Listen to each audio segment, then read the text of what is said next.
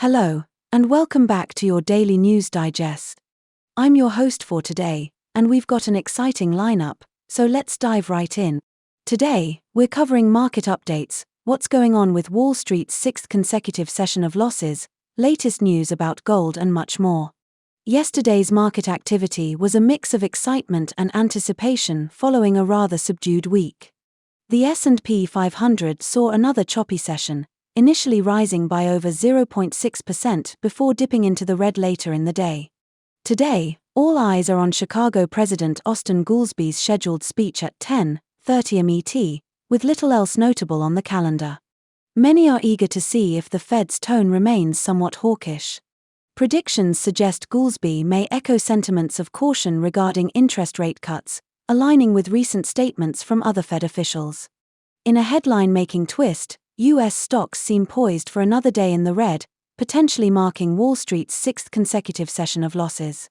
Despite index futures recovering some losses on Friday, fragile sentiment lingers amid Israel's missile strikes on Iran in response to drone attacks, coupled with reported explosions in Syria and Iraq. Turning focus back to the market, Netflix's disappointing earnings comments about ending membership guidance have left investors disheartened. Attention now shifts to upcoming regional bank earnings reports. As commodities retreat from initial spikes and bond yields decline, the possibility of a sentiment reversal persists despite the prolonged downturn. Today's session is expected to see volatility as options contracts tied to around $3 trillion in stocks, equity indexes, and exchange-traded funds expire. Yesterday saw jobless claims below expectations, alongside significant expansion in Philadelphia's regional manufacturing activity, although the Conference Board's leading economic index fell more than anticipated.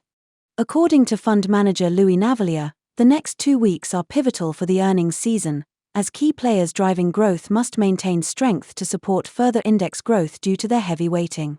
And now, our quick news segment, serving up bite-sized stories. Lots of uncertainty has been good news for gold, which continued its recent rally and hit a new all-time high. It was a slash party for analysts, who collectively cut their forecasts for Blackstone following the investment bank's earnings. Nordstrom has become the latest retail company to weigh the idea of going private. More consumers are charging goods and services to their credit cards, helping boost profits for American Express. Virtually every big tech company is now entering the AI race. And that's a wrap for today. Stay tuned for more updates and insights. Wishing everyone a fantastic Friday.